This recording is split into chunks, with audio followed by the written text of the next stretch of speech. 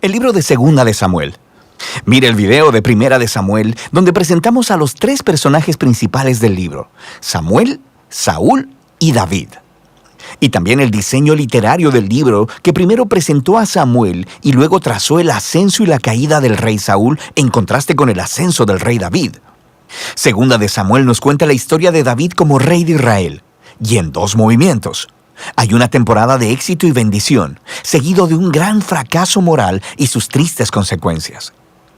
Y luego, el libro termina con una bella conclusión que reflexiona en lo bueno y lo malo en la vida de David, generando la esperanza de un futuro rey que vendrá de su linaje.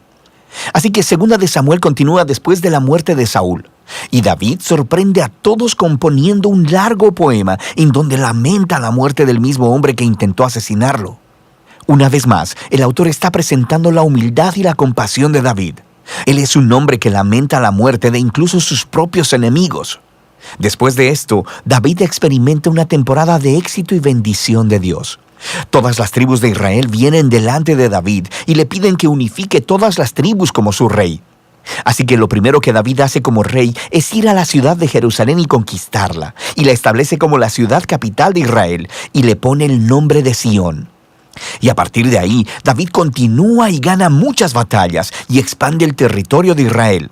Ahora, después de hacer a Jerusalén la capital política de Israel, también quiere convertirla en la capital religiosa.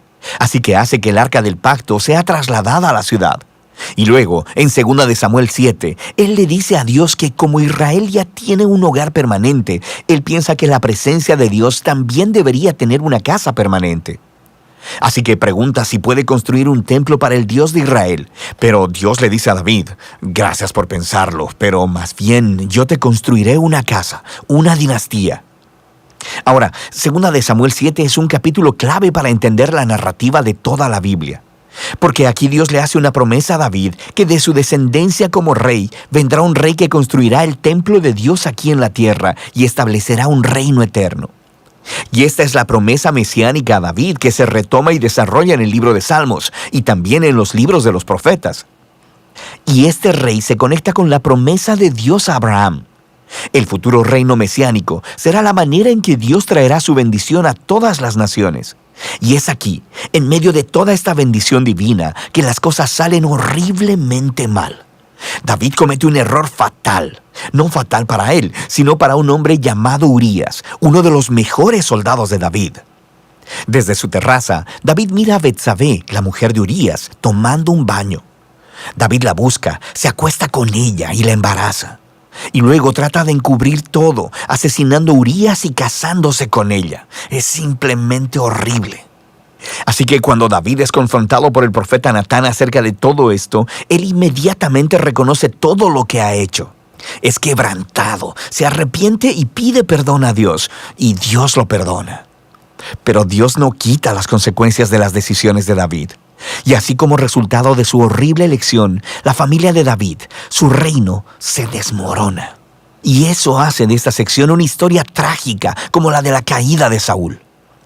Los hijos de David terminan repitiendo los errores de su padre, pero de maneras aún más trágicas. Amnón abusa sexualmente de su hermana Tamar, y luego el hermano de ambos, Absalón, se entera de todo esto y manda a matar a Amnón. Y luego Absalón va y trama un plan secreto para derrocar a su padre David, y empieza una rebelión a gran escala. Así que, por segunda vez, David es obligado a huir de su propio hogar y a esconderse en el desierto, excepto que en esta ocasión él no es inocente.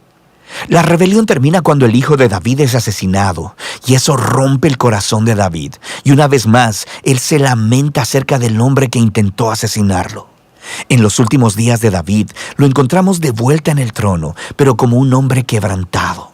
Está herido por las tristes consecuencias de su pecado.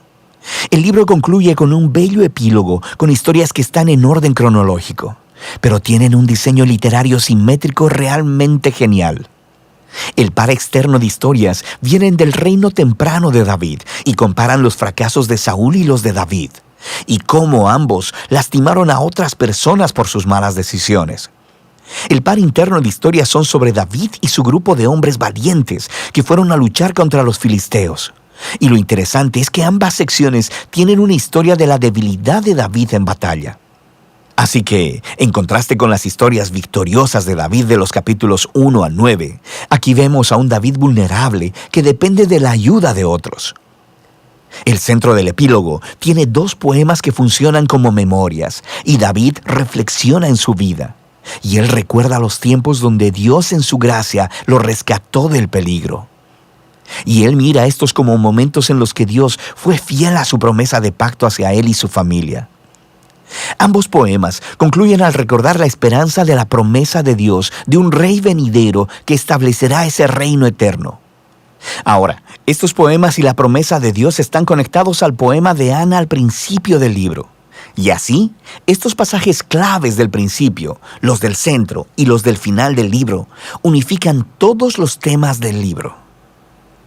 A pesar de la maldad de Saúl y David, Dios siguió obrando sus propósitos redentores, y Dios se opuso a la arrogancia de David y de Saúl, pero exaltó a David cuando éste se humilló. Así que la esperanza futura de este libro va mucho más allá que David mismo.